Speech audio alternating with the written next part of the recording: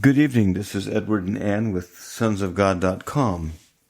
It's December 19, Thursday evening, 2019. We send our greetings to Vonda and Ron and Arthur and Daphne.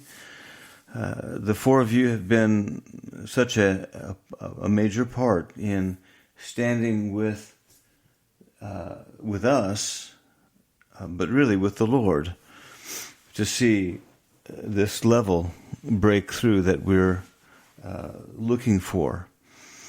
Tonight, we're just going to do a short meditation, and we're going to talk about the ultimate plan of God.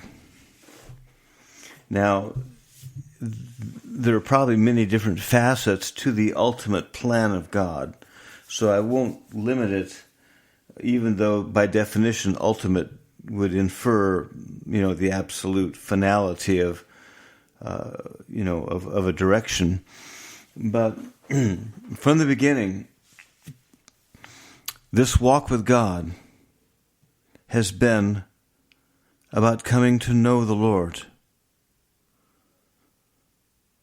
And it's not been about anything else. It hasn't been about the warfare. It hasn't been about the many prophecies that, God's going to raise up an army and whatnot that we've read, in Joel and different parts. There's many aspects to what God is doing, as we know. But the real one thing that God, the Father, and the Lord Jesus Christ have been looking for have been sons in whom the fullness of the deity would dwell, in whom all that they are would dwell within these human vessels. That's been the goal. And God would say, you'll be sons and daughters to me, and I will be a father to you. That's always been the direction that we've been headed. That's the reason for the deep scourging. For God scourges every son whom he receives. What an honor and a joy and a delight to know that we've been received and are being received because the scourgings and the dealings of God continue to plumb the depths of our hearts, especially as we come to this point of culmination. But we also understand that God is not into having a void. He just doesn't put the sons through the dealings to say, okay, well, at least you've let go of more baggage and you're more purified and refined, and so that's the end goal. But that's not the case, really, because if that was all that he did, there would be a void created. And that void must be filled with something. So as God's sons and daughters have gone through the scourgings and the dealings and the fire, it's like Paul said, I must decrease that he must increase. So there is something happening. The goal is not just to put the sons through scourging after scourging to purge, purify, and refine them. It is to remove those elements that have hindered the Lord from fully possessing the sons. That's all this has been about.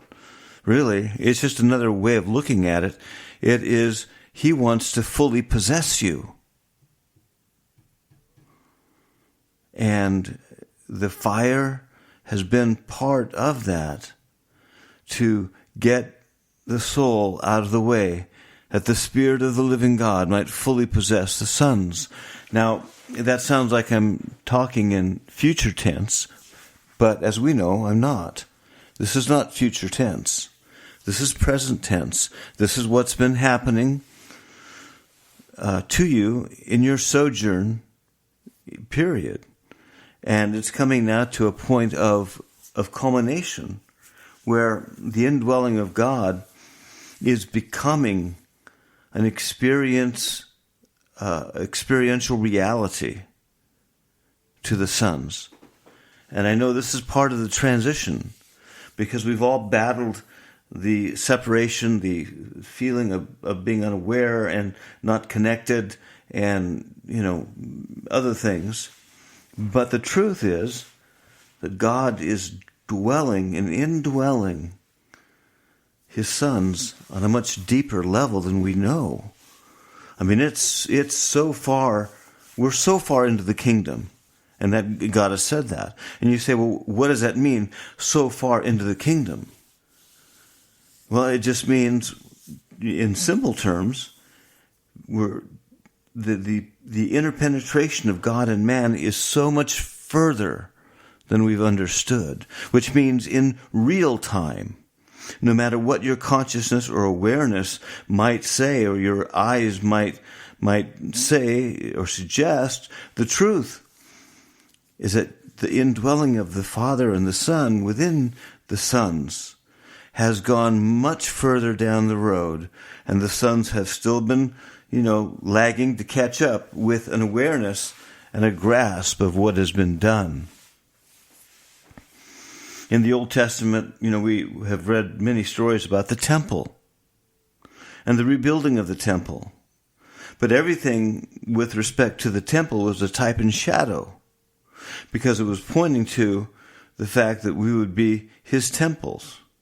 Temple made without hands, in whom God would dwell. The living temple. And we are the manifestation or fulfillment of what our brethren went through in the Old Testament days. And they built a temple, and it was a housing for God, and they went through all these, things they had to do. But that was a foreshadow of what God was going to do in the sons at this time of the culmination.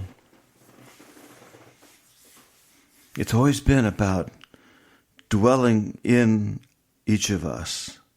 And it's been the struggle to really be aware of that and how powerful that is. But how close he is. I think I made a comment sometime back in one of the books, but our very thoughts ride on the energy of his presence. We can't think without which God is aware of that. And the energy of the Father and the Lord Jesus Christ and our energy are so immersed that we still feel like we're limited. And we're still battling things on that line. But the fact is that we're not limited anymore. And whether we live today or die tomorrow, it's a moot point, because we already have what God has spoken. And so it was very interesting last evening. I had to get out, and I was driving on the freeway about 2:30 in the morning. And I was talking to him about the physical body. And he made an astounding statement. One that, of course, you're probably going to think, well, of course, we all knew that, or, whatever. But when he says it, it's a little bit different. And basically, he said, your body no longer belongs to you. It belongs to me. And we've been faithful stewards. It's interesting. When you think of yourself, you define yourself by your mind and your physical body. And, and slowly we're starting to do that with our spirit, but we've got a ways to go on that one. And so we've defined ourselves by virtue of these two elements.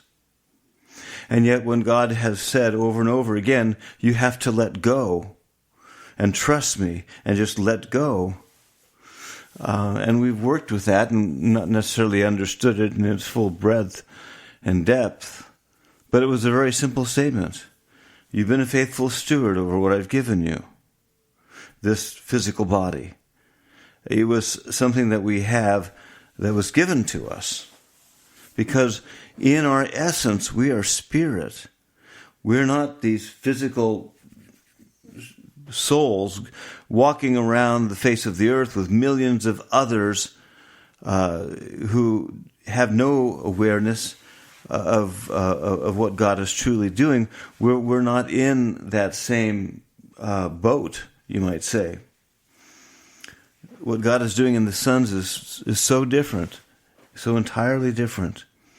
And so when he said, let go, because the body I've given you that you've been a faithful steward over, it belongs to me, and I'm taking it back.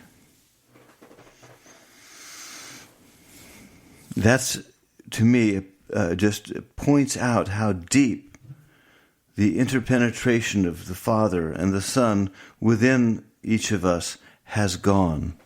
How much more we've become in him and how much more he has become in us. And that's really all we want to do. Lord, what do you want? We'll lay it at your feet.